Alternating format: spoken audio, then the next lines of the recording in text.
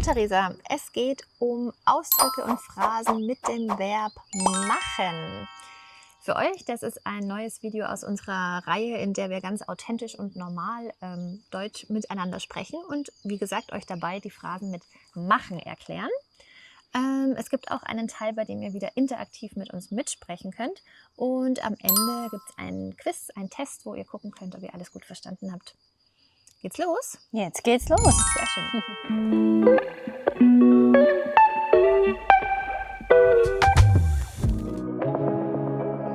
Und es geht los mit dem ersten Ausdruck, der heißt jemanden zur Schnecke machen. Jemanden zur Schnecke machen. Also die Schnecke ist ja ein Tier und es ist ein sehr kleines Tier. Das heißt, wenn ich jemanden, also eine Person zur Schnecke mache, bedeutet das, dass ich sie klein mache. Also im Sinne von, ich kritisiere eine Person. Ja, ich habe mir als Beispiel aufgeschrieben, der Chef hat ihn zur Schnecke gemacht, weil er zu spät gekommen ist. Also im Sinne von schimpfen auch, ne? Ja, genau, er hat ihn geschimpft, er hat ihn ermahnt. Genau, vielleicht spricht mir einfach mal nach. Der Chef hat ihn zur Schnecke gemacht, weil er zu spät gekommen ist.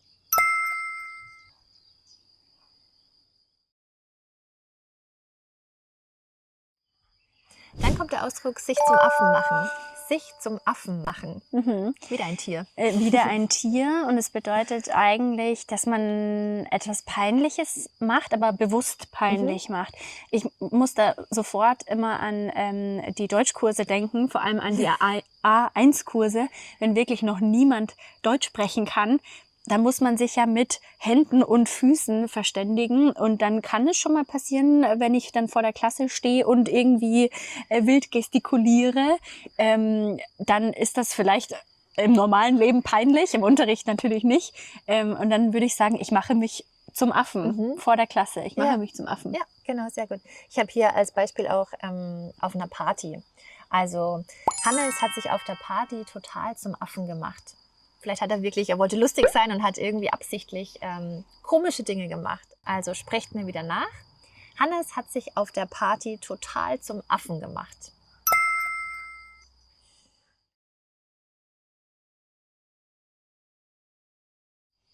Also vielleicht hatte er irgendein lustiges Kostüm an oder hat irgendwie absichtlich total lustig getanzt. Dann hat er sich zum Affen gemacht.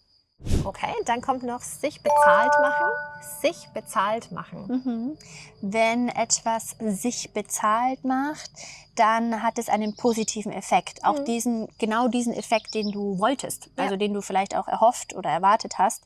Ich denke da jetzt irgendwie zum Beispiel, wenn man viel trainiert, wenn man viel Sport macht, wenn man vielleicht irgendwie das große Ziel hat, einen Marathon zu laufen und man trainiert dafür sehr hart und merkt, aha, es wird langsam einfacher, ich kann super easy 10 Kilometer joggen, dann sagst du, ja, das Training macht sich bezahlt.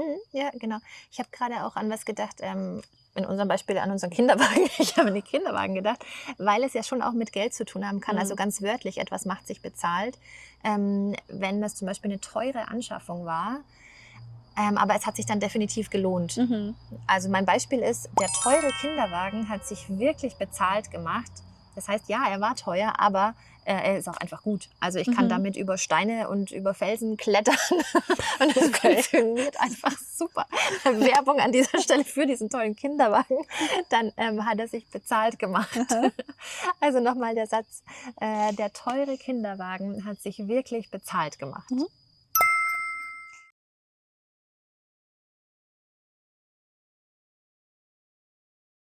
Was würdest du sagen, macht sich beim Deutschlernen bezahlt? Auf jeden Fall unser Deutschcampus. Wolltest du darauf hinaus? Ja. Okay, ja. Also aber halt tatsächlich, weil man in unserem Deutschcampus lernt, richtig und authentisch vor allem Deutsch zu sprechen. Also das ist ja, glaube ich, das Schwierigste für Deutschlerner, dass man so das echte Deutsch verstehen lernt und sprechen lernt. Und das kann man bei uns im Deutschcampus. Genau, richtig. Und natürlich auch dieses Dranbleiben. Und ich glaube, dass das vielleicht auch unseren Deutschcampus-Teilnehmern vielleicht ganz leicht fällt. Wir haben ja 2-mal pro Woche Live-Unterricht im Deutschcampus, immer zu ganz unterschiedlichen Themen. Und das macht es vielleicht auch leicht, dran zu bleiben und motiviert zu bleiben. Also wenn dich das interessiert, dann schau unbedingt mal unten in der Videobeschreibung nach. Da findest du alle Infos. Ja, genau. Ja. Und damit kommen wir auch schon zu unserem nächsten Ausdruck und das ist jemandem das Leben schwer machen. Jemandem das Leben schwer machen. Mhm. Ja, das bedeutet eigentlich, dass sie einen negativen Effekt zu haben. Ne? Also, dass etwas einen negativen Effekt auf mich selbst hat. Ja. Hast du ein Beispiel? Ich habe mir aufgeschrieben, die Bürokratie zum Beispiel. Also die Bürokratie macht vielen Menschen das Leben schwer. Vielleicht gerade, wenn man auch neu in Deutschland ist und noch nicht genau weiß, wie die Abläufe sind, dann bereitet es einfach Kopfzerbrechen. Schwierigkeiten. Vielleicht kann man sich ja im Kopf das Bild vorstellen von du gehst auf einem Weg und hast einen riesigen Stein im Weg. Ja, stimmt. Ne? Also, dass es irgendwie so ein Hindernis ist sozusagen, was jetzt einfach nicht passt sozusagen. Genau, was dann schwierig ist. Das Leben schwer machen. Also nochmal das Beispiel für dich zum Wiederholen. Die Bürokratie macht vielen Menschen das Leben schwer.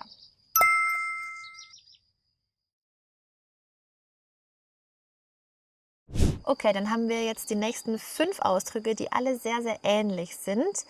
Du wirst gleich merken, warum. Der erste Ausdruck, um den es geht, ist sich auf die Socken machen. Sich auf die Socken machen. Okay, die Socken, das ist ja das Kleidungsstück, was wir an unseren Füßen tragen. Und wahrscheinlich kommt es ja auch daher, also wenn ich mir Socken anziehe, dann bedeutet das vielleicht, dass ich mich auf den Weg mache. Also sich auf die Socken machen bedeutet, ich mache mich auf den Weg, ich starte gleich sozusagen. Ja, genau, also sowas wie losgehen. Ich bin fast schon aus der Tür draußen. Genau. Zum Beispiel, wenn man auf die Uhr guckt und sagt, oh, wir sind fast schon ein bisschen spät dran, wir müssen uns jetzt auf die Socken machen. Also wir müssen jetzt losgehen. Oder einfach diesen Satz, sprich mir doch mal nach. Wir müssen uns jetzt auf die Socken machen. Wir müssen uns jetzt auf die Socken machen.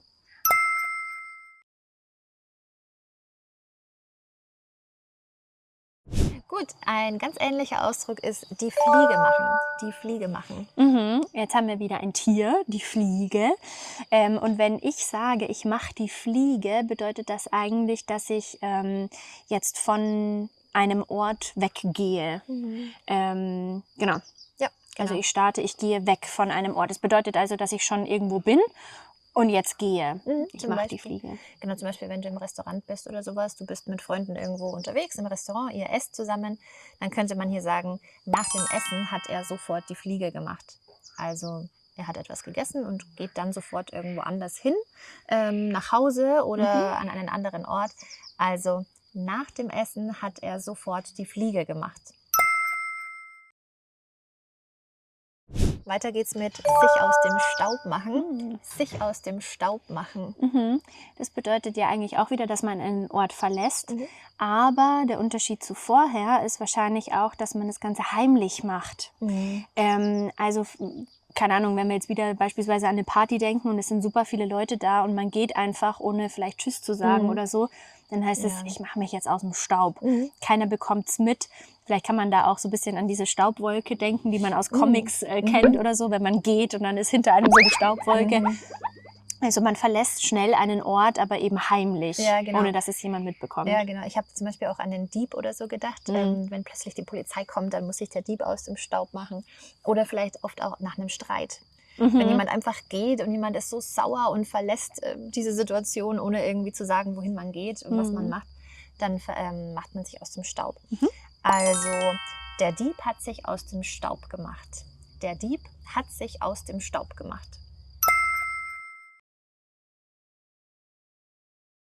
Okay, ein sehr ähnlicher Ausdruck ist sich auf und davon machen. Sich auf und davon machen.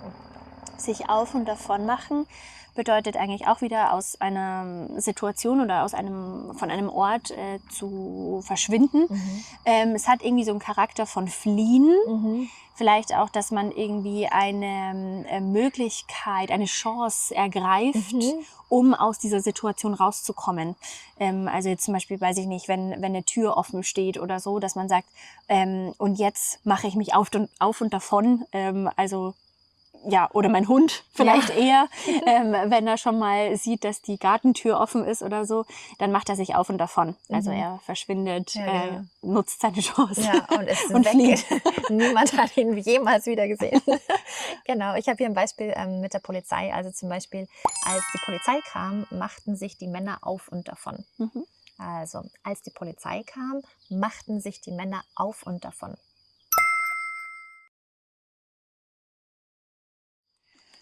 Okay, und das Letzte, was jetzt so ähnlich ist, ist der Ausdruck sich vom Acker machen. Mhm. Sich vom Acker machen. Ja, ja, ist auch wieder die Bedeutung von ich gehe jetzt. Es ist ein umgangssprachlicher Ausdruck natürlich und man verwendet das vielleicht auch häufig im Imperativ. Also ich sage das vielleicht zu einer Person, jetzt mach dich mal vom Acker. Es ist nicht freundlich, muss man dazu sagen. Also es ist wirklich, wenn man das zu einer Person sagt, dann meint man jetzt verschwinde, ne? Mach dich vom Acker. Also es ist nicht sonderlich nett. Ja, Also genau. ein sprachlicher Ausdruck. Ja, genau. Eigentlich können wir gleich das als Beispiel nehmen, ne? Diesen Satz, mach dich vom Acker. Mach dich vom Acker.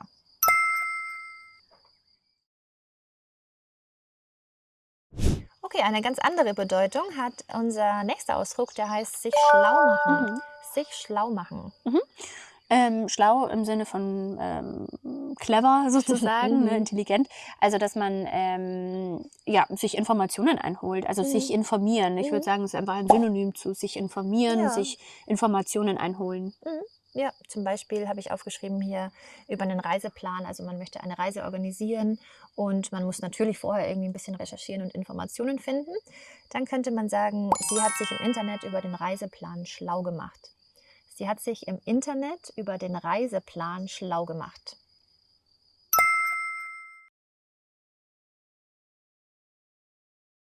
Dann kommt jemandem die Hölle heiß machen. Jemandem die Hölle heiß machen. Also das kann ja schon mal nichts Gutes sein. Nee. Wenn man sich denkt, wenn es um Hölle geht und heiß machen, es ist eigentlich, dass man jemanden sehr doll schimpft. Also wenn jemand wirklich richtig Mist gebaut hat, dann würde man so einen Ausdruck verwenden. Es bedeutet auch so ein bisschen, dass man jemanden unter Druck setzt, also wirklich jemanden richtig doll schimpft. Ja, genau. Ich hatte hier das Beispiel, weil ich an unseren Lehrer gedacht habe von früher. Wir hatten einen Lehrer, der sehr, sehr streng war.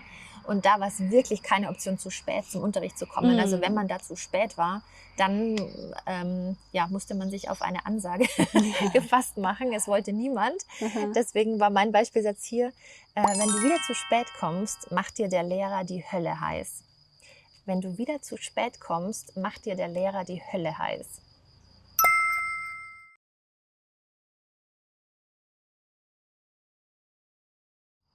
Okay, dann bleiben wir gleich bei der Schule. Der nächste Ausdruck ist nämlich blau machen. Blau machen.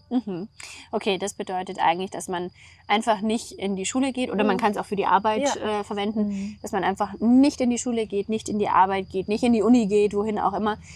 Einfach, weil man keinen Bock hat. Also weil man keine Lust hat. Und jetzt nicht, weil es wirklich einen Grund gibt, dass du krank bist oder was auch immer, sondern du gehst halt einfach nicht, weil du keine Lust hast. Ja, genau. Du hast keinen großen Grund. Keinen Grund, genau. Also mein Beispiel war hier, wo ist denn Andreas? Macht er schon wieder blau? Wo ist denn Andreas? Macht er schon wieder blau?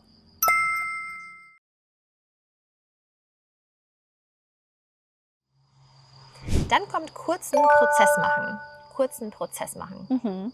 Okay, das bedeutet eigentlich, dass man etwas sehr, sehr schnell entscheidet, ohne jetzt viel darüber zu diskutieren oder so. Ja. Vielleicht hat man das ja im Vorfeld schon, aber dann sagt man so, jetzt müssen wir kurz einen Prozess machen. Hip oder Hop, entscheid dich sozusagen. Hip oder Hop ist auch nicht schlecht. Ja, genau. Ich hatte das Beispiel hier, wenn man irgendwas aussortiert, zum Beispiel die alten Kleidungsstücke oder sowas, bevor du bei jedem Kleidungsstück überlegst, vielleicht im nächsten Leben erst noch 5 Kilo abnehmen oder zunehmen, dann passt es mir wieder. Das wollen wir nicht, also wir wollen uns schnell entscheiden. Deshalb ist mein Beispiel hier, sie machte kurzen Prozess und warf die alten Sachen weg.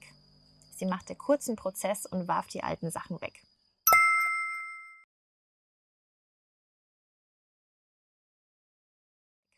Also einfach weg damit. Okay, dann kommt sich nichts draus machen. Sich nichts draus machen. Ich würde sagen, das verwendet man oft auch so als Imperativ wieder, also an eine Person gerichtet. Mach dir nichts draus. Und das sagt man eigentlich, wenn man jemanden trösten möchte. Also bedeutet, ey, mach dir keine Sorgen, mach dir keine Gedanken, mach dir nichts draus. Genau, das kannst du eigentlich direkt wiederholen. Mach dir nichts draus. Mach dir nichts draus.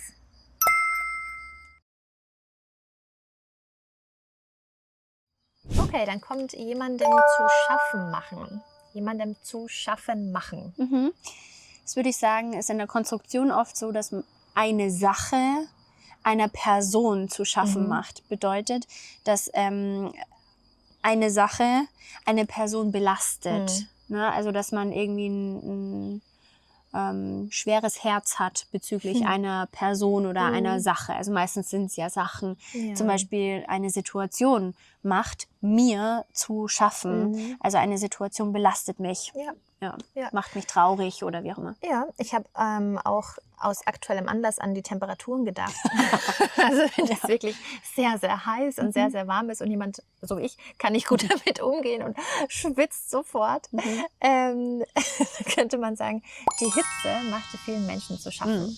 Also die Hitze machte vielen Menschen zu schaffen.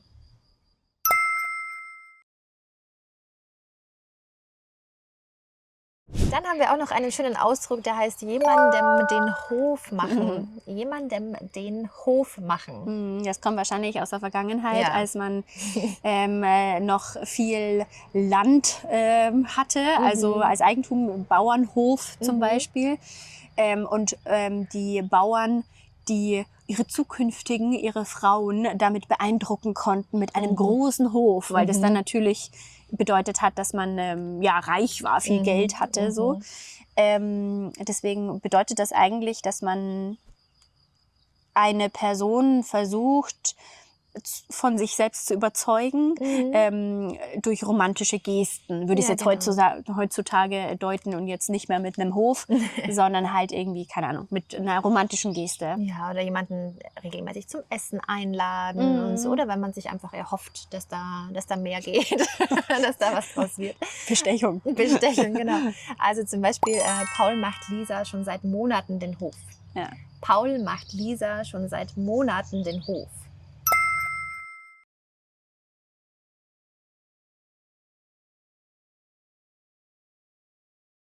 Heißt also, vielleicht hat er sie schon mehrmals zum Essen eingeladen, bringt ihr Blumen und so weiter. Ihr einfach gezeigt, wie wichtig sie ihm ist. Genau. Okay, das waren unsere Phrasen mit Machen und jetzt seid ihr gefragt, denn jetzt kommt unser kleines Quiz. Also ihr könnt jetzt mal gucken, wie viel hängen geblieben ist. Unsere erste Frage. Was sagst du, wenn sich jemand peinlich verhält?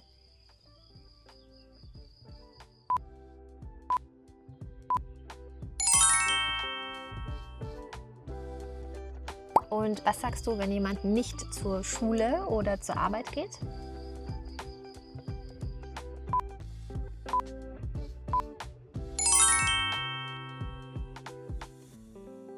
Und was sagt man, wenn man jemanden kritisiert und schimpft?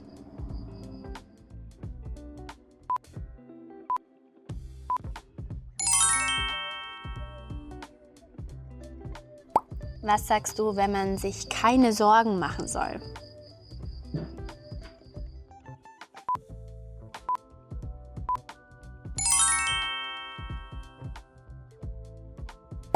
Und was sagst du, wenn jemand Informationen sammelt?